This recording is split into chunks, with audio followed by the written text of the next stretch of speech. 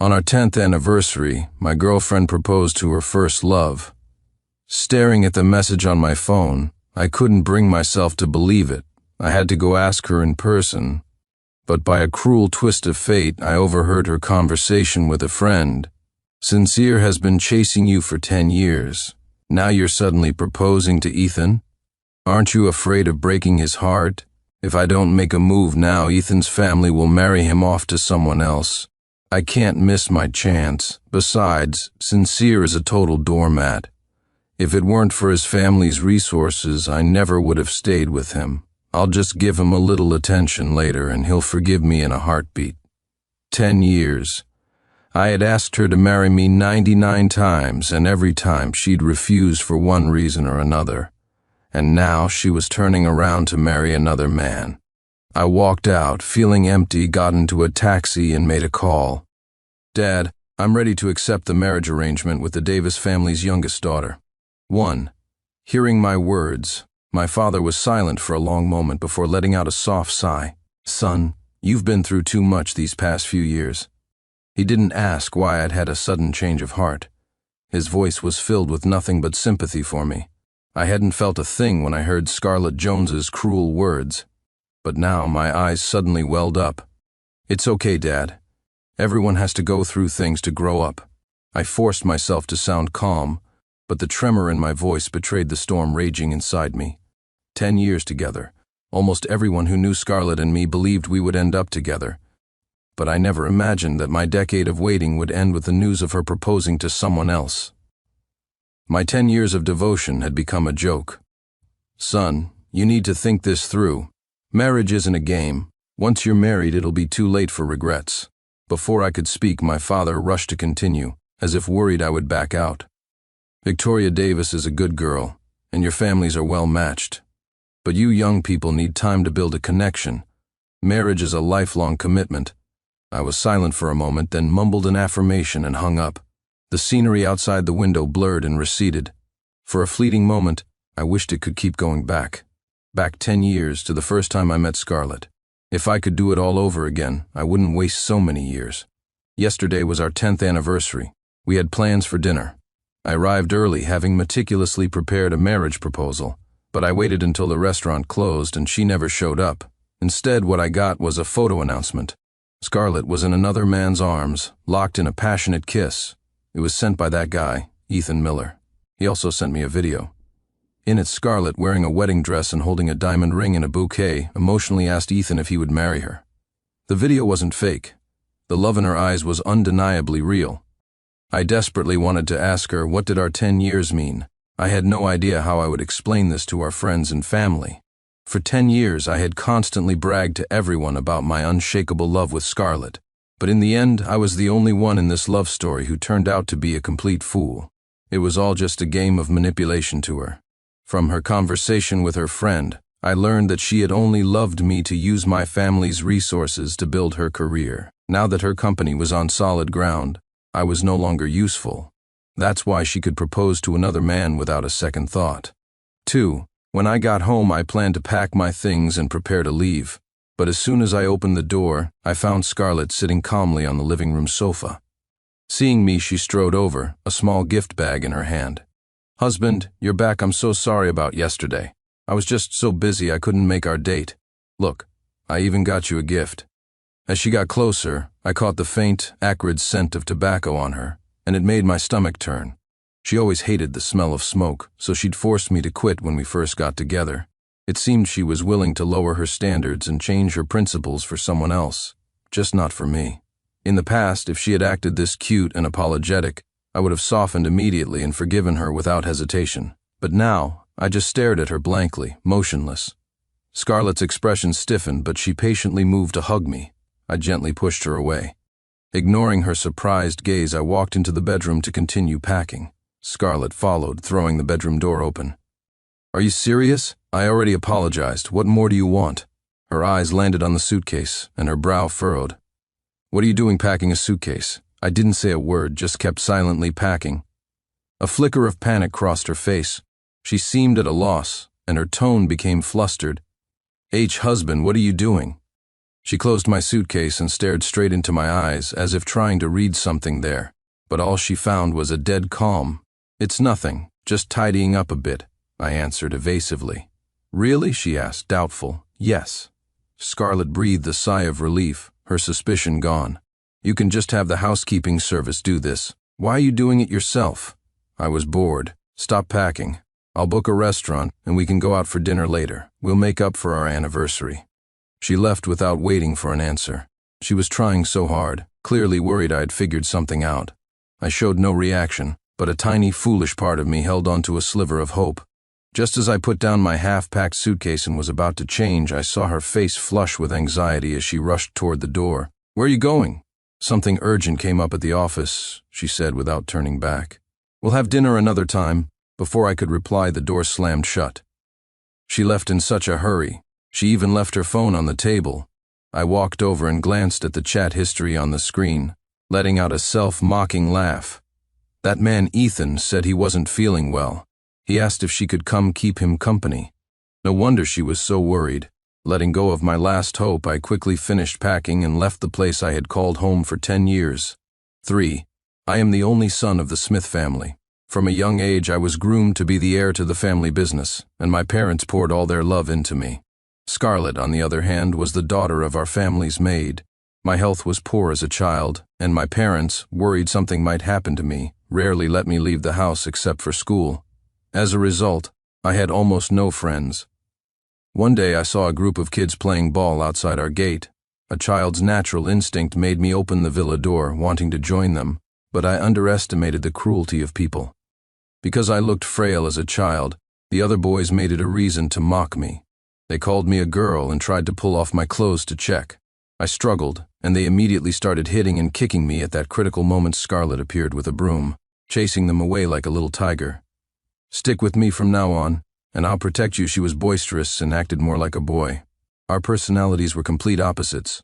I was quiet and shy. After that day, we became friends.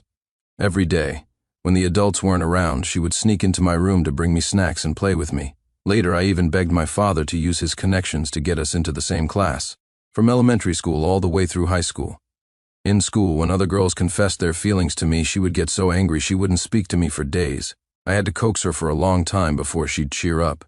She never hid her feelings for me, and I started to develop an interest in this bubbly girl.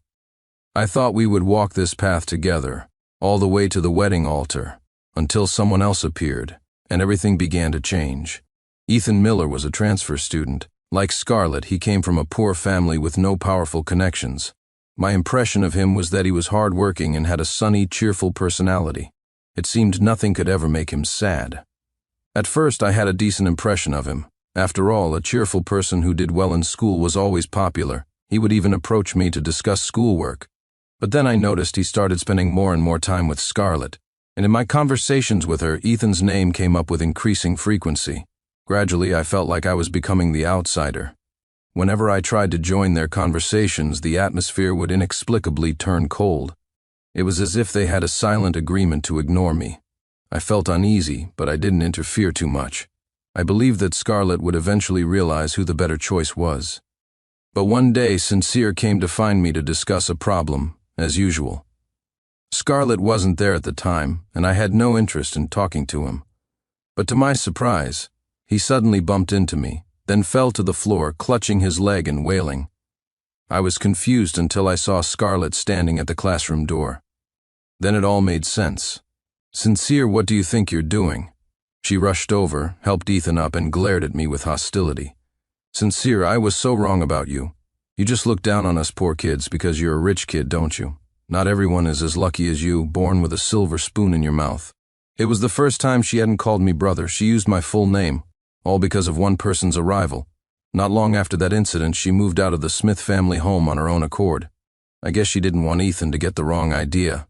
I tried to get her to stay, but she left without a backward glance. Though heartbroken, I buried my feelings and threw myself into my studies. Ultimately, I got into a good university. I just never expected to run into Scarlett again on campus. She told me she had intentionally applied to the same university as me. She said she realized that the one she truly loved was still me. "Will you be my boyfriend? The things you can't have when you're young will haunt you for a lifetime." I was no exception, so I agreed with almost no hesitation. We became the couple everyone on campus envied. After graduation, Scarlett said she wanted to start a business but didn't want to waste my time, so she suggested we break up. I refused. Instead, I gave her the startup capital and used my family's resources to pull in projects and investors for her company. That's how her company achieved its current status. Later, her company flourished.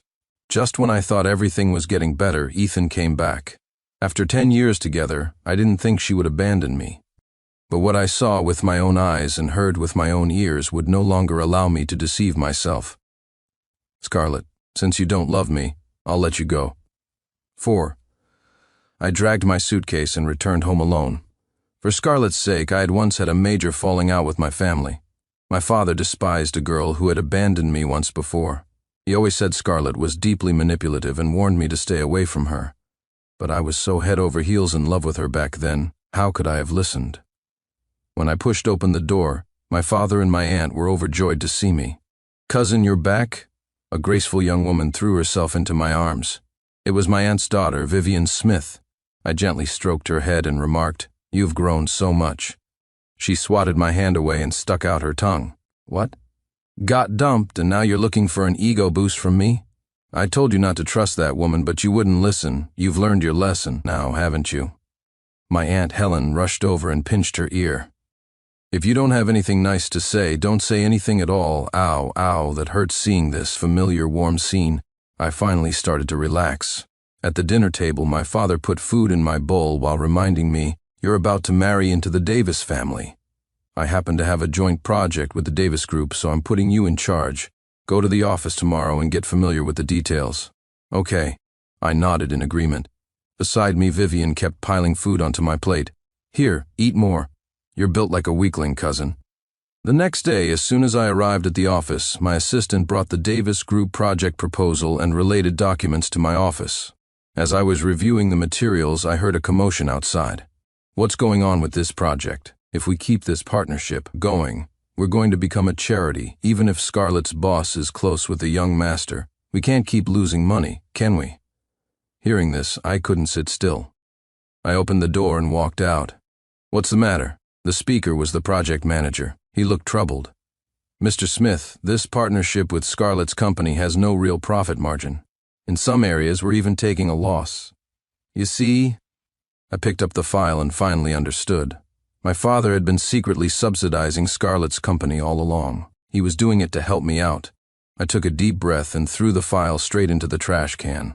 "All right, as of today, all cooperation with Scarlett's company is canceled. We are a business, not a charity. The company's interests come first." 5.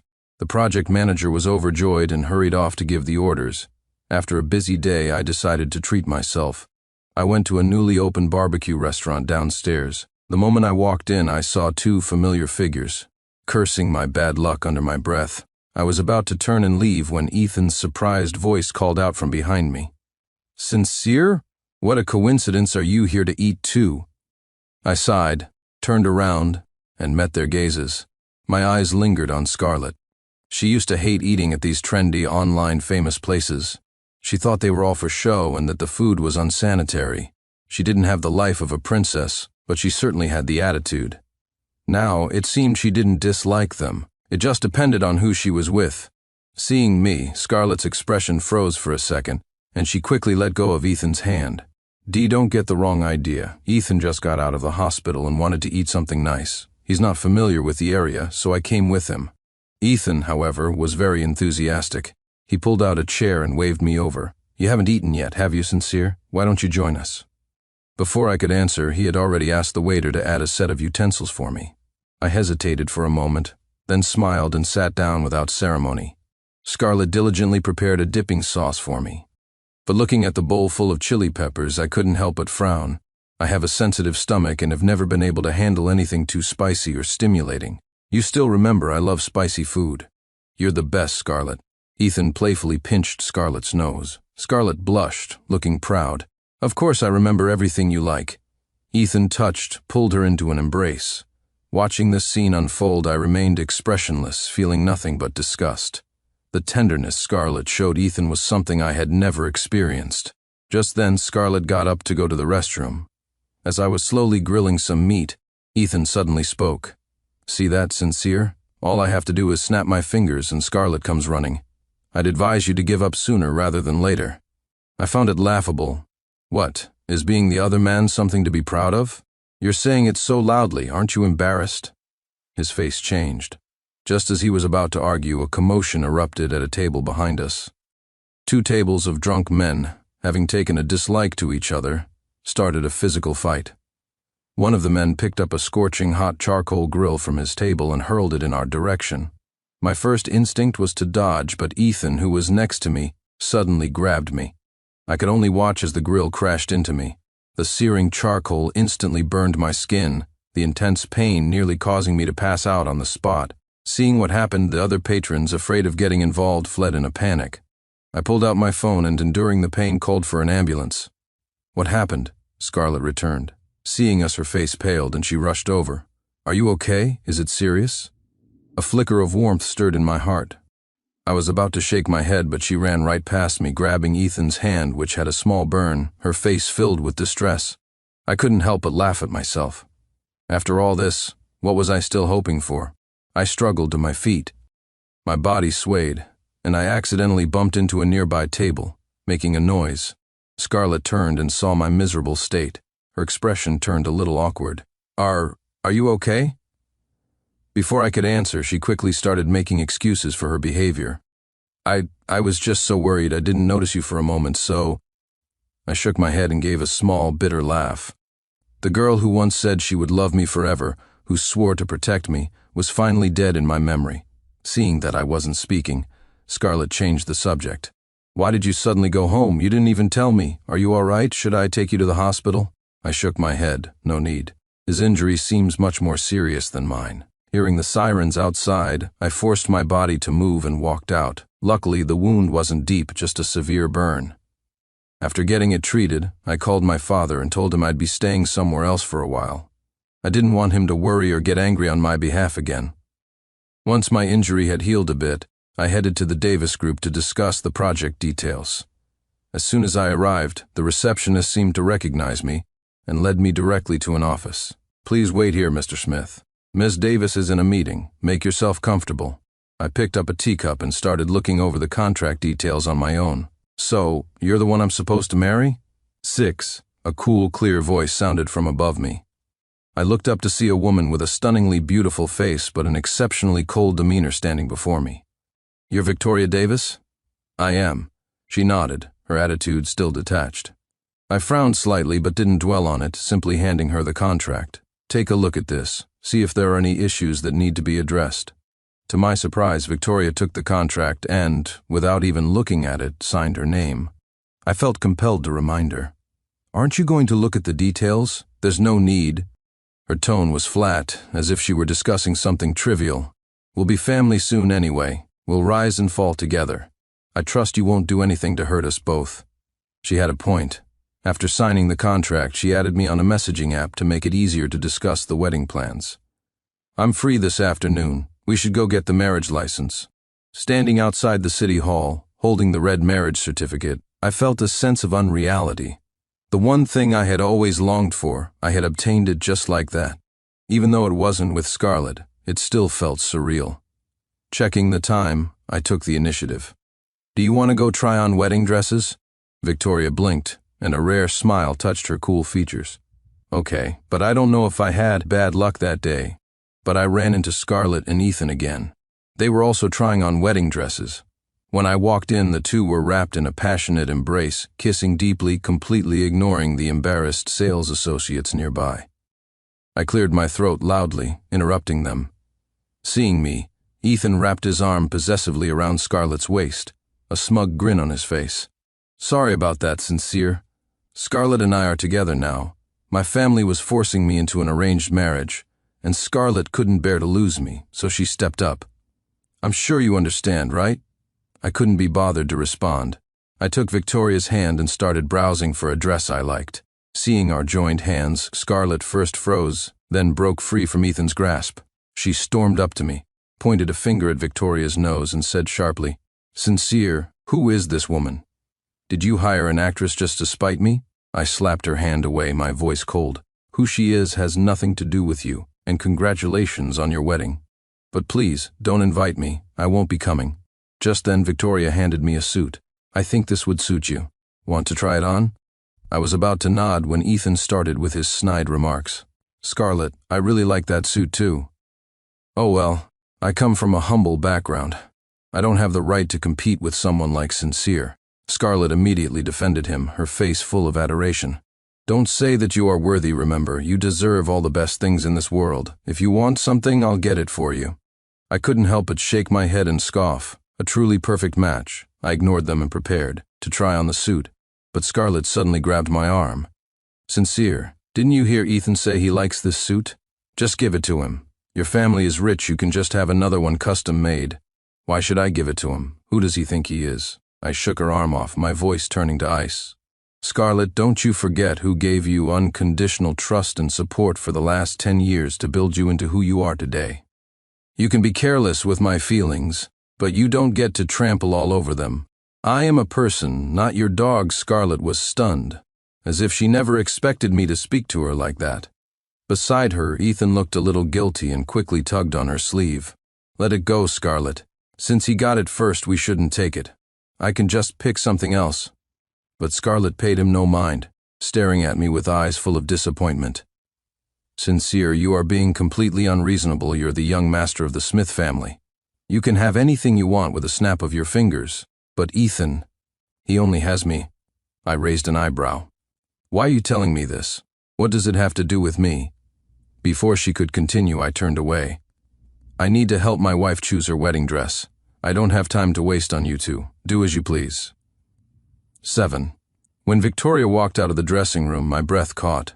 She was like an ice queen, ethereal and set apart from the world. I stood beside her, looking at our reflection in the mirror, and for a moment I was lost in thought. Once upon a time, I had imagined this scene countless times. Now it was finally happening, but the woman beside me wasn't Scarlett, it was Victoria.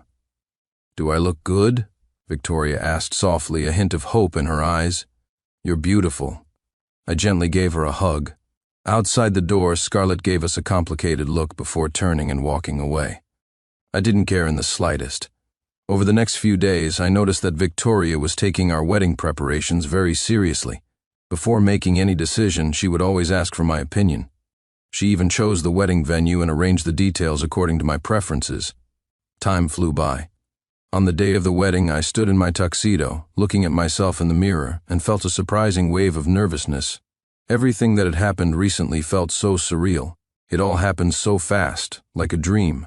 Coming back to reality still felt jarring. I watched as Victoria walked towards me, step by step. Perhaps it was the special atmosphere of the wedding, but her cool expression finally melted, replaced by a smile as warm as a spring breeze. It was like the sun breaking through ice, and it made my heart skip a beat. As she drew near, I reached out and took her small hand. This powerful, aloof CEO was now trembling slightly. Don't be afraid, I'm here. I squeezed her hand gently. She looked up and gave me a grateful smile. Then the ceremony began. I led Victoria to greet our parents. Victoria, formal and earnest, properly addressed them as Mom and Dad. My father was grinning from ear to ear and gave her a large, generous wedding gift. After the ceremony, amidst the cheerful teasing of our guests, I swept Victoria up into my arms and placed her in the wedding car. As the car started to move, my racing heart gradually calmed down. Watching the scenery retreat outside the window, my mind began to wander. Maybe it was out of spite. Maybe it was a coincidence. My wedding and Scarlett's were on the same day, at the same hotel. I just wanted to see how Scarlett would react. In another wedding car, both Scarlett and Ethan looked uneasy. Scarlett kept checking her phone, her brow furrowed, as if terrified of missing some important news. Ethan, on the other hand, was a picture of anxiety. When they arrived at the hotel, he immediately warned his groomsmen, "You guys have to keep a close watch. Make sure that Sincere guy doesn't show up and cause trouble." Scarlett pursed her lips, but didn't stop him. A flicker of anticipation rose in her heart, until one of the groomsmen spoke up, confused. "Sincere? You mean the guy getting married next door?" "I think his name is Sincere Smith. Their ceremony is almost over." Scarlett froze, her pupils shrinking. She rushed forward and grabbed the man's arm. Who Who is he marrying? I heard she's the president of the Davis Group, Victoria Davis. They booked the venue a long time ago. 8. Scarlett stood blankly. After a long time, she finally came to her senses, shaking her head and muttering, "Impossible, impossible. How could he marry someone else? He clearly said he couldn't live without me." She seemed to be trapped in some kind of obsession, completely ignoring Ethan as he tried to talk to her. It was as if she couldn't accept the reality of it. Meanwhile, at my wedding, I noticed a commotion at the entrance. Scarlett, looking like she had lost her mind, burst into the hall, pointed at me, and demanded furiously, "Sincere, how could you marry another woman? Didn't you say you would only love me for your entire life?" Her voice was filled with rage and a hint of desperation, her eyes overflowing with pain and disbelief. I looked at her. The panic I once would have felt completely gone, replaced by a profound calm. "Scarlett, don't you think this is ridiculous? You were planning your wedding to another man, and you expected me to just stand here and wait for you? Who do you think you are?"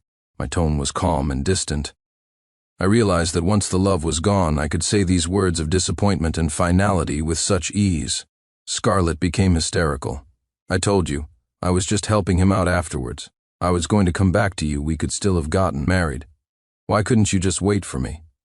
I shook my head and laughed softly. "Scarlett, you can't have your cake and eat it too. You're not $1 million bill. Why should I be expected to love you forever? You should go. Don't make this uglier than it already is." With that, I waved for security. Scarlett tried to say something else, but the guards dragged her out. It was a pathetic sight. Scarlett stared at me, her eyes filled with resentment and despair. Looking at the figure I had once cherished, now so unhinged, I felt a mix of complicated emotions. Victoria came to my side and gently took my hand. She didn't say anything, nor did she ask any questions. She simply showed me, with her actions, that she was there for me. The wedding continued. In front of all our witnesses, I lifted Victoria's hand and placed the diamond ring, a symbol of our love, on her finger. I had it custom made for her. Seeing the tears of joy slide down her cheeks, I knew I had made the right choice this time. I held her hand and recited my vows, as if saying goodbye to my past self. I was no longer the Sincere who was bound by love, waiting endlessly behind Scarlett. I had a new choice, and I would work hard to write our future together. That failed relationship and all the pain of the past, I would treat it as a trial by fire on the road to growth, one that made me a better person. 9. After the wedding, Victoria moved into the house I had prepared. On our wedding night, Victoria lay beside me. Neither of us spoke. The silence was almost deafening. I could hear our breathing and heartbeats. After a long while, she spoke, her voice hesitant. "You're not going to touch me?" I sighed. "I don't know. We don't really have any feelings for each other. I don't want to force you." Victoria sat up, looked at me intently for a long moment, and then gently hugged me. "Thank you." I stared at the ceiling, my thoughts a tangled mess. The next morning I was awakened by an enticing aroma. Walking out of the bedroom, I saw Victoria busy in the kitchen. She was wearing casual clothes, and much of her cool demeanor had faded, replaced by a touch of warmth. Her movements were skilled, clearly. This wasn't her first time cooking. "You're awake?" Victoria smiled gently at me and handed me a bowl of freshly cooked porridge. "I didn't realize you were such a good cook." She smiled and shrugged. "I like making my own food." "Me too." We looked at each other and smiled. The atmosphere was warm and happy. On my way to the office after breakfast, I saw the news. Scarlett's wedding had ended in disaster. She had run off, leaving Ethan alone at the altar. He had been utterly humiliated in front of all the guests. The wedding was, of course, called off. In the following weeks, I would often see Scarlett standing a short distance behind me, her expression full of longing. At first, I ignored her, but she showed no signs of giving up. One day, as I was passing through a park, she was there again, sitting on a bench along my usual route. She looked haggard, and her eyes were filled with a complex mix of emotions. This time, I didn't ignore her. I walked straight up to her. "What exactly do you want?" Scarlett opened her mouth, but it took her a moment to speak. Finally, she sighed. "I just wanted to see if you were doing okay." Her voice was hoarse and trembling. A wave of disgust washed over me, and I couldn't help but scoff. "I'm doing great, no thanks to you. Better than I've been for the past 10 years at least." Her expression immediately turned sorrowful. I ignored her gaze and looked off into the distance. "Scarlett, it's only now that I understand that love can be a two-way street. And I, just as you said, was nothing more than your doormat. Scarlett shot her head up, her lips trembling, her eyes filled with regret. I really didn't mean it like that. I was wrong, Sincere. Can you come back to me? I can't live without you. She stood up, took a step forward, and tried to grab my hand. I took a step back, looking at her coldly. You were about to marry Ethan. Why are you clinging to me now? She immediately shook her head, her face contorted with pain. I thought I loved him, but really it was just a youthful obsession I couldn't let go of. When I found out you were marrying another woman, that's when I felt the pain. That's when I knew it was always you I loved. Her eyes were pleading. I shook my head, slowly and firmly. Scarlett, you don't love me. Just like you said, you can't stand the thought of losing me, that's all. Over the past 10 years, I can honestly say I never wronged you. But from the very beginning, you were just using me. You've achieved your goals now, so why keep this up? Can't we just part on good terms? With that, I walked away quickly. Behind me, Scarlett collapsed onto the ground, sobbing uncontrollably. 10. When I got home, Victoria had already prepared a delicious meal. I walked into the kitchen, wrapped my arms around her waist, and said softly, "Thank you for your hard work, wife." She tilted her head up and gave me a light kiss on the cheek. It was nothing. In that moment, I felt a happiness and peace I had never known before. I knew this was the love I had always dreamed of. True love. 6 months passed in the blink of an eye. My relationship with Victoria grew stronger and better. My father once asked me with hopeful eyes when he could expect a grandchild. I was just a little too shy to bring it up with Victoria. Until one night, after her shower, she broke from her usual conservative style and emerged in a sexy nightgown. One look was all it took for me to react. When she felt it, she looked surprised. "We've been together for half a year, and you haven't touched me. I was starting to think you had a problem." She wrapped her arms around me. I immediately understood her meaning and pressed her down onto the bed. "Let me show you whether your husband has a problem or not." Our relationship progressed naturally, but having a child wasn't something that could be rushed. Our days grew sweeter. But one day, while driving to work, I received a call from an unknown number. As soon as I answered, I heard Ethan's dark voice. "I have your wife. If you don't want anything to happen to her, get $30 million and come to the address I send you. Don't call the police or you'll be getting her back in a body bag." I slammed on the brakes. Before I could say a word, the line went dead. A moment later, a location pinged on my phone. It was an abandoned factory in the suburbs. Without a moment's hesitation, I drove there. On the 3rd floor of the factory, I saw Victoria tied up. Ethan stood behind her, his face grim. When he saw me, a crazed look appeared in his eyes. In the 6 months that had passed, he seemed to have aged considerably. He was gaunt, his hair was a mess, and his eyes were filled with a desperate madness. "Where's the money?" I didn't answer, asking instead, "Do you have any idea that what you're doing is illegal?" "Haha, illegal? Scarlett's company went bankrupt. She's useless now. I have nothing left to lose, so what do I have to be afraid of?" His voice grew low and menacing. This deranged man bore no resemblance to his former sunny self. "Give me the money, or get ready to bury your wife." Seeing him press a knife to Victoria's throat, my heart pounded with anxiety. "Stay calm. I'll arrange the transfer right now." "Not so fast." Ethan dragged Victoria up to the factory roof. "You make the transfer, and don't try any funny business, otherwise I might just let go." I called my father, briefly explained the situation, and he immediately told me to keep Ethan calm. While he arranged the payment, he also called the police. I walked up the stairs, step by step, and stood opposite Ethan. The minutes ticked by. Soon Ethan pulled out his phone, a manic grin spreading across his face. "The money's here, let her go." I also received a message from my father. "Not so fast," Ethan sneered. He tossed a knife at my feet. "Stab yourself, then I'll let her go. Otherwise the police will be a problem for me." Victoria's eyes widened. She shook her head frantically, trying to tell me not to do it. Without any hesitation, I picked up the knife and plunged it into my abdomen. Blood gushed out. "Can you let her go now?" I managed to say, fighting through the pain, but Ethan just laughed coldly. "Sincere, you really are a romantic fool. I've never understood it. Why were you born with everything, while I had to suffer? Why do so many people love you, while I'm despised everywhere I go? Now that you're in my hands, you think you're getting out of here alive?" He advanced on me with a savage grin. But before he could take more than a few steps, a sharp crack echoed through the air. A spray of red blossomed on his chest, and his body went limp, collapsing to the ground. Before I lost consciousness, I heard the sound of sirens converging. 11. Ethan was dead, shot on sight. The knife wound hadn't hit anything vital. After some time recovering in the hospital, I made a full recovery, but Victoria had to be admitted to the hospital, not because she was injured, but because she was pregnant. After this ordeal, Victoria became completely devoted to me. She was constantly by my side, all traces of her former cool demeanor gone. I sat by her hospital bed, stroking her cheek, and a thought struck me. "You've had a crush on me for a long time, haven't you?" She blushed and scoffed playfully. You wish I smiled. I didn't mention the diary I had found at home, the one filled with a young girl's secret thoughts and feelings. I just pulled her gently into my arms. It turned out we had known each other long ago. We may have missed our chance back then, but in the end, we found our way to each other. My life now is wonderful. Of course, I still wish I could go back and meet her sooner. I missed a message from Victoria Ainsworth because I was working late.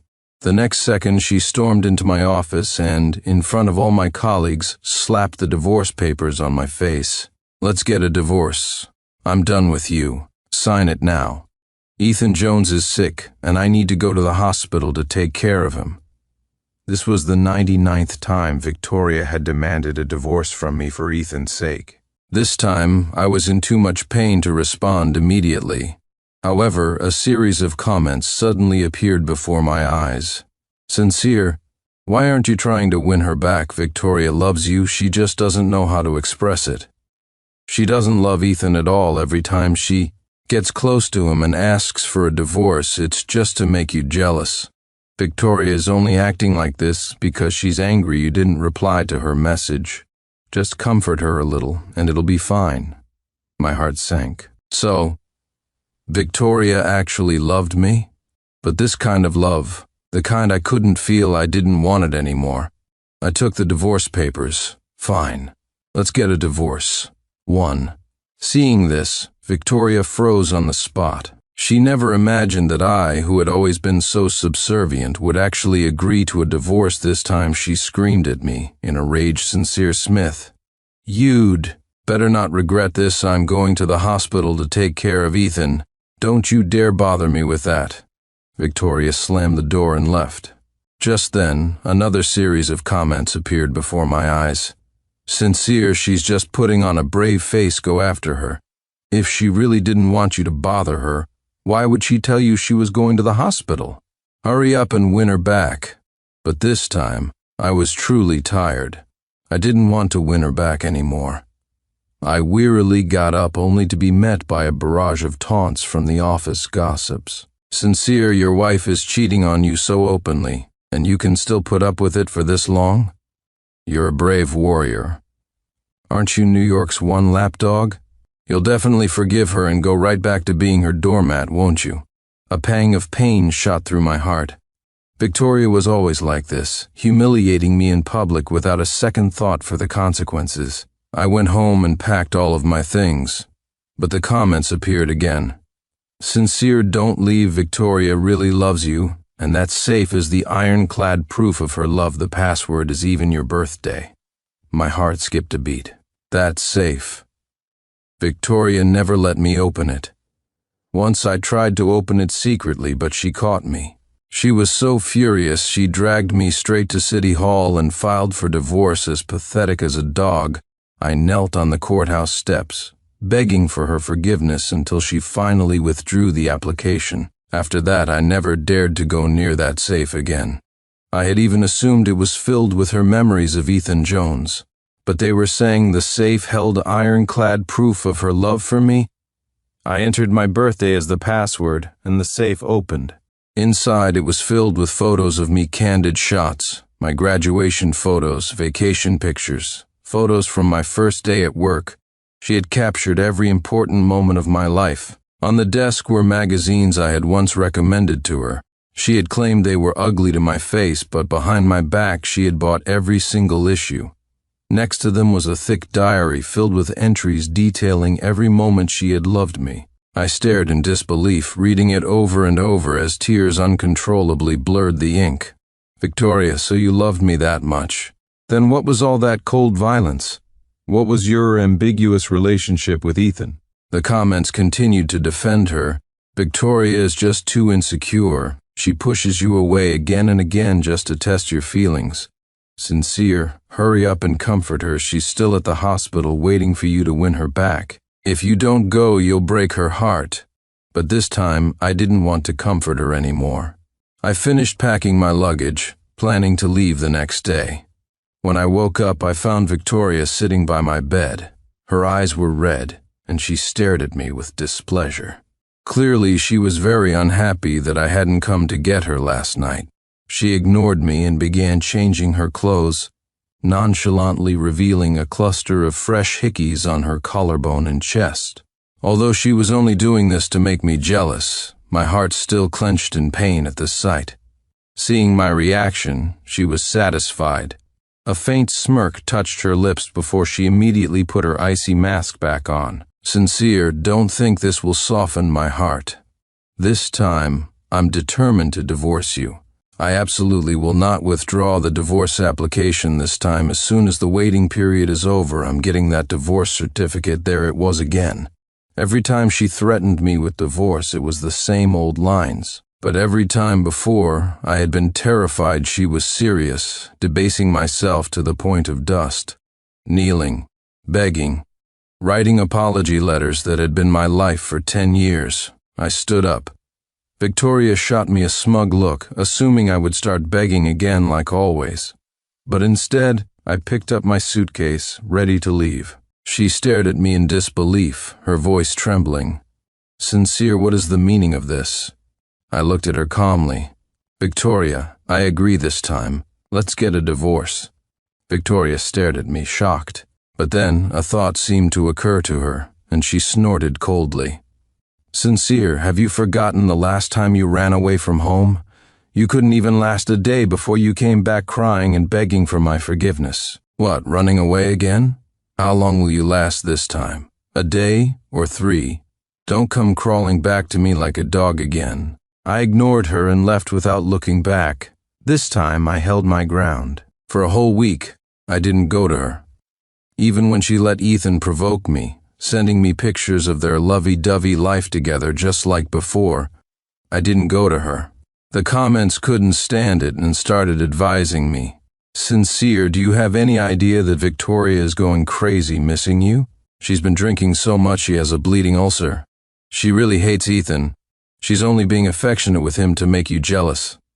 Even with this omniscient view, I still couldn't believe Victoria would be that heartbroken over me.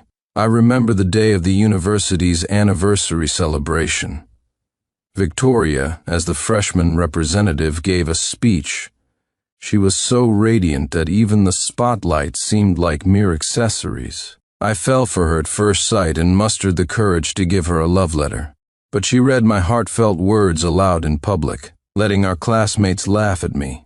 Then she casually tossed the letter into the trash. From that day on, I was always the subservient one. She didn't like me, rejecting me time and time again, yet I shamelessly kept trying. Even when she constantly compared me to Ethan, I never hated her. I had always believed our relationship was something I had forced, so I was cautious in everything, never daring to defy her. Now, knowing the truth, I just felt like a pathetic clown. I thought we would be completely separated. But then Victoria suddenly showed up at my door. Sincere, my parents are suddenly sick, they want to see you. I froze for a moment, and she continued, Sincere. Even though we're getting a divorce, the waiting period isn't. Over, so we're still legally married. Besides, my parents have always been good to you, although I wanted nothing more to do with Victoria. Her parents had indeed treated me well. Out of both emotion and reason, I knew I should visit them. I got into her car. However, she didn't take me to the hospital. Instead, she drove me back to our old university. My heart sank. This place held so many of our memories. This is where we first got together, where we would sneak around after class to avoid the dean, our hugs so shy and innocent. On our wedding day, she spent a fortune to rent out the entire campus green, and we took the most expensive wedding photos in all of New York. Every wedding anniversary after that, we would come back here. Why did Victoria suddenly bring me here? Could it be? I checked the date. It was our wedding anniversary. Was she here to celebrate our anniversary with me? Was this a surprise? Had she finally learned how to love me? Soon the campus green filled with people. There were her relatives and friends, numerous business moguls, and even a host of media reporters. I watched as Victoria walked towards me, my heart pounding erratically. I even started to tell myself that if she treated me well from now on, I would forgive her. She drew closer and closer. I was just about to reach out my hand, but she walked straight past me and took Ethan's hand. In that instant, my heart stopped. The pain was so intense I could barely breathe. Victoria paid me no mind. She intertwined her fingers with Ethan's and walked down the red carpet under the watchful eyes of the crowd. Victoria took the microphone and solemnly announced to everyone, today is my engagement ceremony with Ethan Jones. Thank you all for coming to celebrate with us. Ethan and I will be holding our wedding next month, and you are all welcome to attend. Then she picked up a ring and proposed to Ethan with deep affection. Ethan, will you marry me? Ethan nodded excitedly, answering, I will. Victoria carefully placed the ring on his finger, and then they kissed passionately in front of everyone. The crowd witnessed the romantic scene and showered them with blessings. At the same time, their taunts towards me came rushing in like a tide. I told you, Victoria and Ethan are a much better match. I don't know what she ever saw in Sincere. It was only because Sincere was a shameless pest. See, they're engaged now, and her ex-husband still shows up to cause trouble. Today is Victoria and Ethan's engagement ceremony. What is Sincere doing here? Don't tell me he's planning to crash the wedding? So shameless, look at him, he looks like a pathetic clown. They all pointed and whispered about me. The media even turned their cameras on me, painting me as a delusional man trying to ruin the engagement. I quickly ducked away from the cameras, the sorrow in my heart festering. Victoria, why are you doing this to me? Why did you trick me into coming here? Why give me hope only to plunge me into despair? Just then, Victoria noticed my distress. She even took it as a sign of my jealousy, feeling even more pleased with herself. But she didn't know that the moment she took Ethan's hand, the moment she let me be ridiculed by everyone, my feelings for her had completely died. I fled to the restroom in disgrace and locked myself in a stall. I finally broke down, sobbing uncontrollably. But even then, Victoria wouldn't let me be. I heard her pull Ethan into the restroom next to mine. Then came the sounds of their lips meshing, and Victoria's impassioned gasps. Ethan, seemingly aware that I was in the next stall, made his noises particularly loud. Victoria didn't resist. Instead, she kissed him more passionately, tearing at his clothes. Ethan even made several comments specifically to provoke me. Vicky, I think Sincere is in the next stall. Will he be angry if he hears this? But Victoria replied nonchalantly, so what, he's just an ex-husband.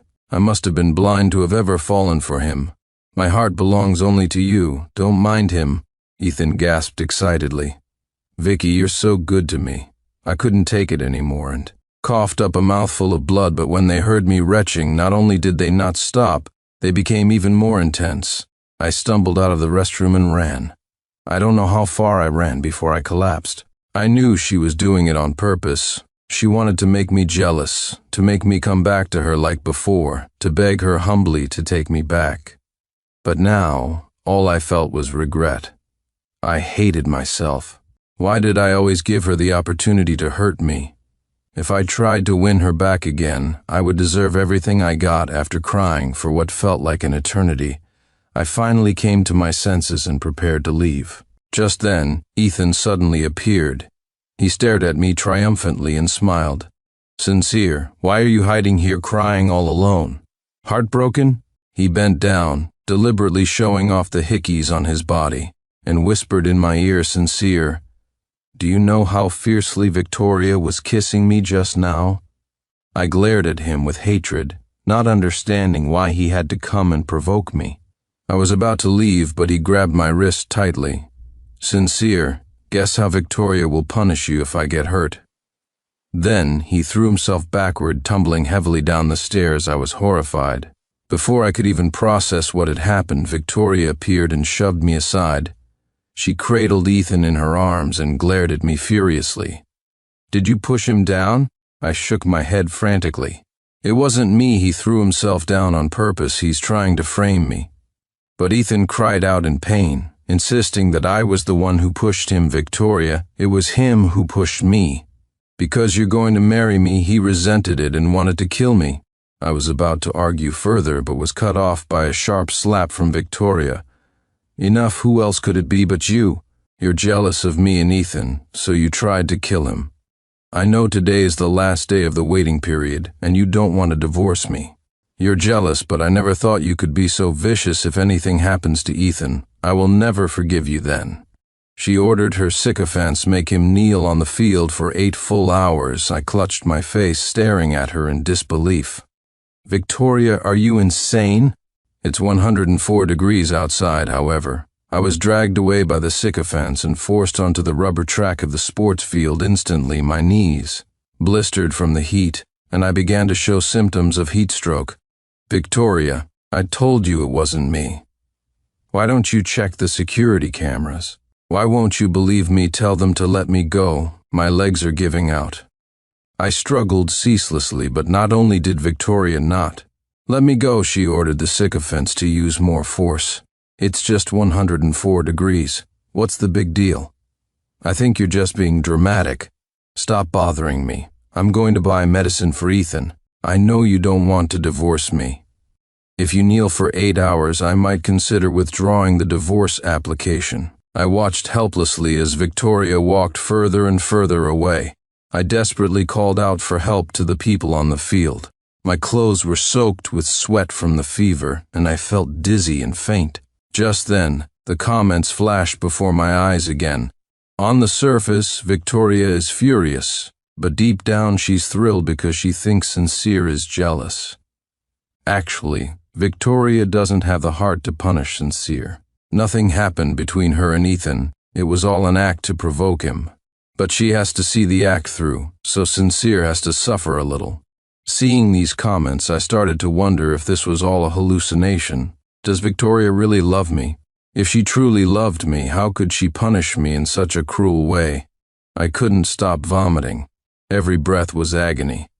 As my consciousness faded, my breathing grew weaker. But the people on the field, far from sympathizing, clapped and cheered. "Serves him right. Who told you to hurt Ethan?" "Exactly, making you kneel is getting off easy. A person like you deserves to be dealt with by the family rules." They immediately eyed me menacingly. "Hey, if we get revenge for Ethan, don't you think Victoria will be impressed with us? Then Victoria will surely give our companies more resources." I shook my head frantically, trying to defend myself. It wasn't me. I didn't hurt him. It was all staged.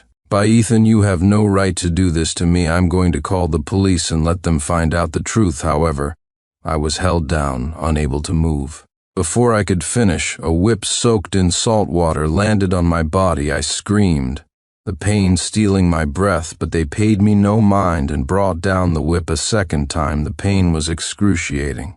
I was covered in blood, trying to escape only to be dragged back and whipped harder. The crowd showed no pity, instead laughing at my pathetic state. I stared at them with hatred, saying word by word, "If Victoria knew you were treating me like this, she would never let you get away with it." But they reacted as if they had heard the greatest joke. "What nonsense are you talking? Everyone knows Miss Ainsworth despises you. She'd be happy to see you get beaten." "Exactly. Miss Ainsworth's true love is Ethan. Who do you think you are? Miss Ainsworth is a true New York heiress. Why would she ever like a low-class man like you? Stop dreaming, will you?" I was about to lose consciousness. After the extreme heat, my body had reached its limit. Just then, I saw Ethan in a corner, watching me get beaten with a triumphant smile on his lips. I immediately reached out to him. "Ethan, Victoria loves me. You have to make them stop. If I really die here, Victoria won't let you off. If you don't believe me, go look in Victoria's safe. It's full of my pictures." However, Ethan shot me a fierce glare.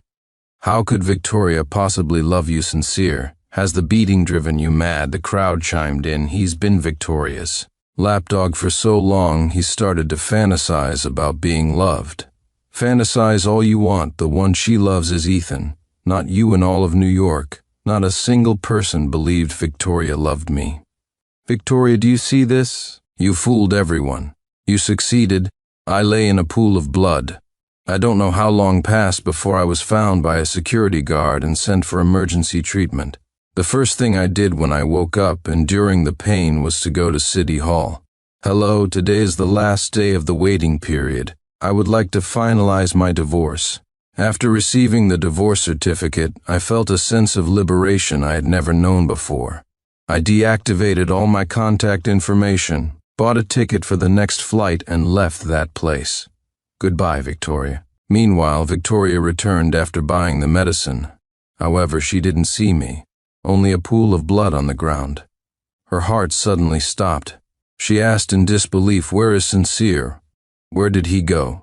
Seeing Victoria arrive, the crowd, still oblivious to the gravity of the situation, continued to badmouth me. "Miss Ainsworth, that son of a bitch Sincere almost killed Ethan.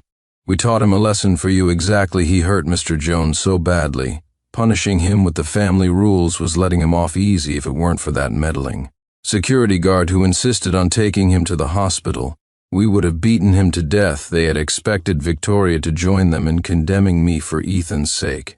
However, Victoria roared like a madwoman. "Who allowed you to beat him like that? Who gave you the nerve? Where is he? Which hospital did he go to? If anything happens to him, I'll make every single one of you pay with your lives."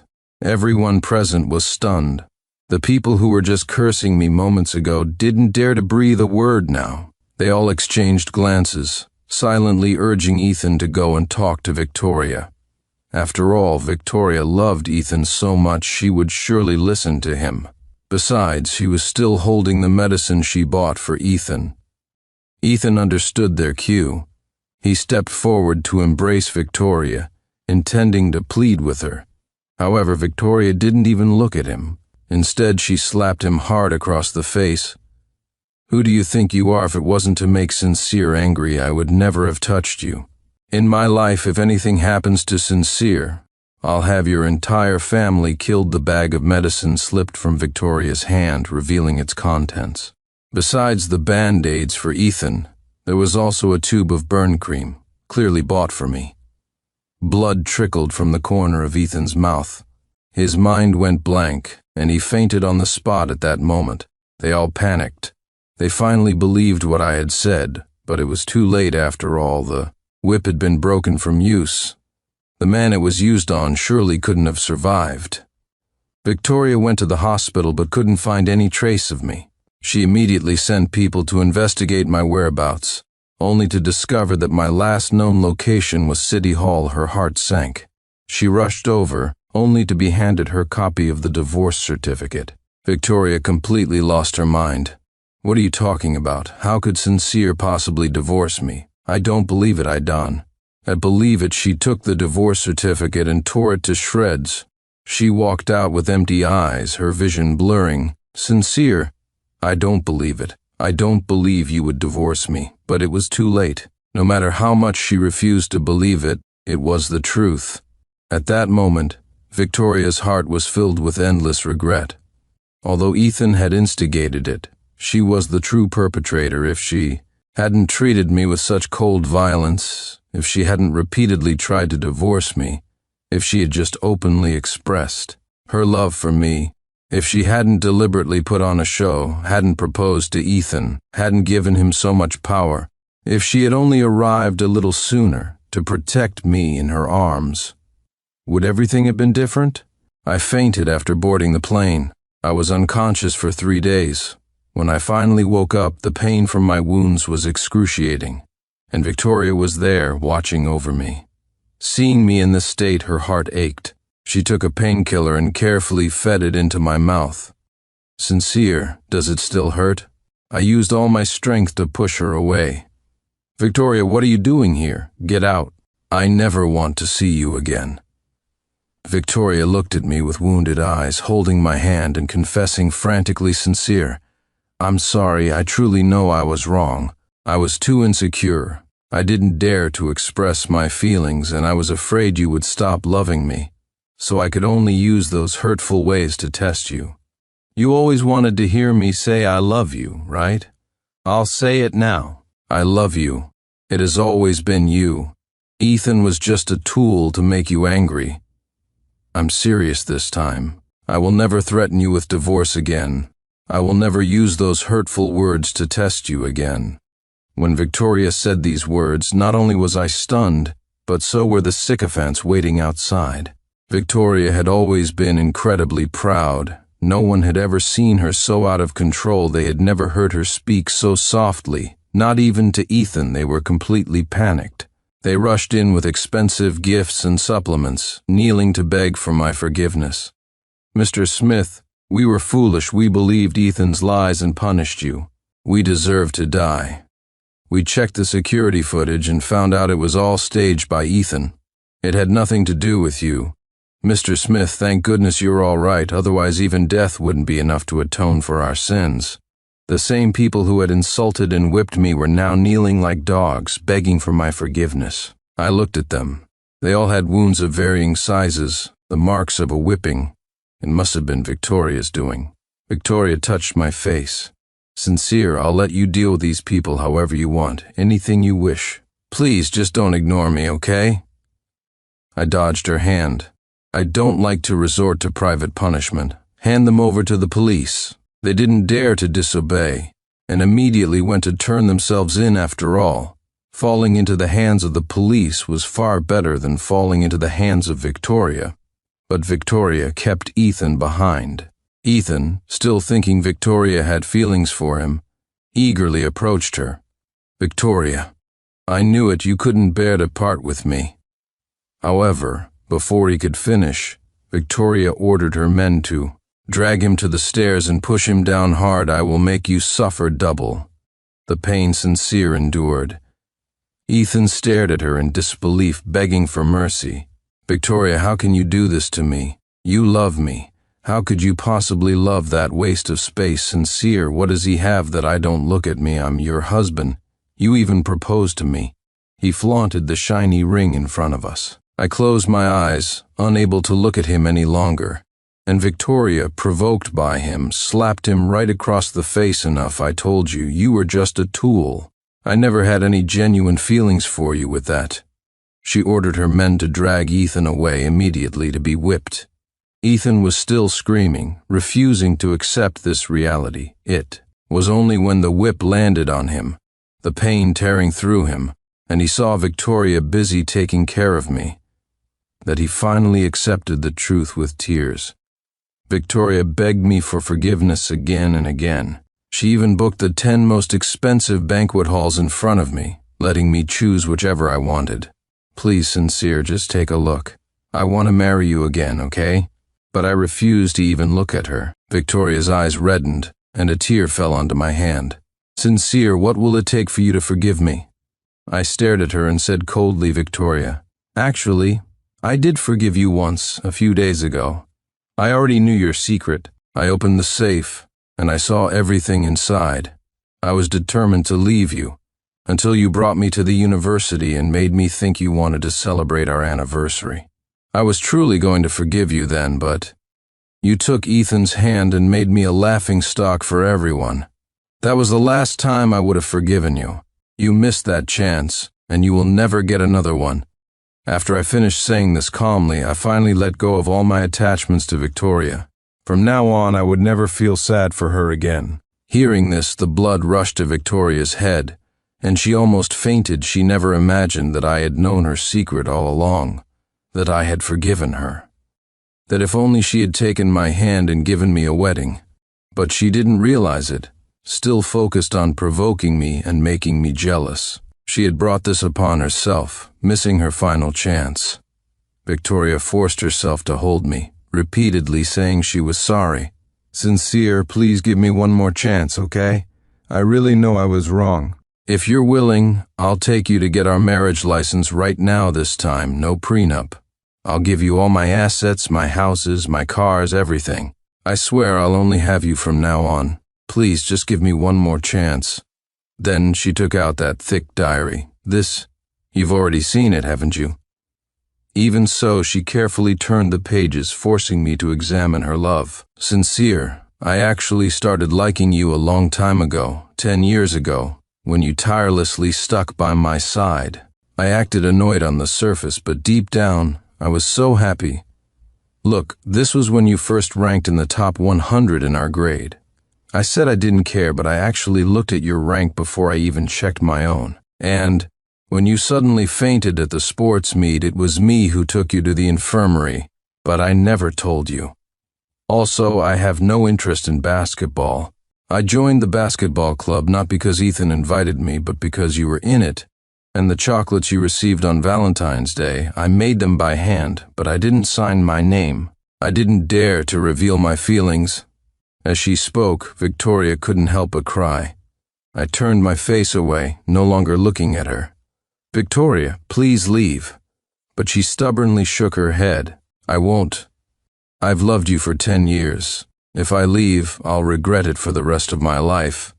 I'm sorry, my personality is just too twisted. I was too proud. Everyone said you weren't good enough for me, so I didn't dare to show my love, afraid they would find out. But I was also too insecure. I was afraid that because of my coldness, you would stop loving me. So I always pushed you away, hurt you, using that method to test you. I never wanted to divorce you. I never once thought about divorcing you. I don't know why, but after I met you, I became like this. I became sensitive, suspicious, hot and cold, all because I liked you. As Victoria spoke, she suddenly dropped to her knees before me, sincere. From today on, I'm letting go of all my pride. This time, let it be my turn to humbly beg you to stay. Please, give me this chance, okay? I didn't speak, but closed my eyes in pain. Victoria was startled and rushed forward. Darling, what's wrong? Victoria quickly called for a doctor. She was in a panic, terrified of losing me, crying her eyes out. The doctor explained he developed heat stroke from the sun exposure. He was lucky to be revived. He needs to rest well. She was filled with remorse and slapped herself hard. I should die, sincere. It's all my fault. If I hadn't made you kneel, you wouldn't be like this. Victoria immediately called for the best doctors and used the best imported medicine on me. Sincere, be careful, it's hot. She was careful and patient, feeding me, yet still felt it wasn't enough, hugging me tightly. Sincere, I know you hate me. I'm sorry. You hate the heat more than anything, and I still made you kneel under the blazing sun. I deserve to die. Do your knees still hurt? I'm sorry, I was just so confused at that moment. Can you forgive me? But I was in so much pain I had fainted, so naturally I couldn't respond to her. Victoria took care of me for a whole month. Even though she was anemic, she pushed through, not daring to leave my side for a moment. She only breathed a sigh of relief when my complexion finally started to improve. She held me and told me what had happened recently. Those who had subjected me to private punishment were either detained or sentenced. She had thrown Ethan into a club to fend for himself. Victoria continued as before, begging for my forgiveness time and time again, until one day I suddenly relented. All right. Victoria froze. She looked at me in disbelief, her eyes turning red. Sincere, what did you say? I looked at her, smiling. I said, all right. Victoria finally smiled. She hugged me excitedly and cried. It must have been her care during this time that moved me and made me change my mind. Darling, have you finally forgiven me? I love you. Let's get married right now, okay? She held me tightly in her arms, afraid I would run away. And afraid I would change my mind, she quickly brought over the list of banquet halls. Look, which one do you want? The wedding car, the house? What kind do you want? I'll give you whatever you desire. During this time, Victoria had aged considerably from the constant worry and uncertainty. But now, she suddenly glowed with a new radiance, like the young girl she was 10 years ago. Sincere, which one do you like? Pick any one. I waved my hand dismissively. My eyes are blurry from looking at all these. Why don't you pick for me? Victoria nodded. Okay, you just focus on getting better. I'll take care of everything. I'll make sure it's all perfect. With that, she got up and busied herself with the wedding preparations. She handled every single detail personally. On the wedding day, she stood at the altar in her wedding dress, excitedly waiting for my arrival. However, she didn't wait for me. Instead, she received my farewell letter. The letter contained only a few short lines. "Victoria, you played me, so I'm playing you back once. I'm gone. Don't look for me. Take care."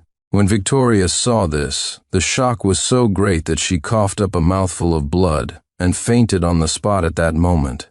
She finally understood the pain of being given hope, only to have it ripped away. I opened a tavern in a small town in Europe. Life here was peaceful and beautiful, but those long unseen comments suddenly and inappropriately reappeared. "Sincere, how could you be so cruel? Victoria almost killed herself because you left. To find you, she used all her connections, working day and night to get news of you. She almost died from exhaustion and ended up in the ICU. During this time, her company has also taken a hit. She hasn't had time to manage it at all, completely focused on finding you. Sincere, Victoria has truly broken down. She can't hold on much longer. Could you go back and see her?" Reading these comments, my own eyes began to sting. But I really couldn't forgive her. If I could forgive everything, then all the pain I had suffered would have been for nothing. They only knew how to feel sorry for Victoria. What about me? To this day, my scars still ache, especially on rainy days, when the pain is even worse. Why does no one feel sorry for me? Perhaps it's because I don't deserve to be loved. However, 3 days later, I met a woman who was willing to feel sorry for me. At first, I was very resistant to starting a new relationship, but she was very patient. She wasn't hot and cold like Victoria. On the contrary, she gave me a complete sense of security. She introduced me to her parents and friends, proudly presenting me. Her social media was filled with our photos together. She was always willing to express her love. She saw my depression through my paintings and took me to therapy, helping me open up bit by bit.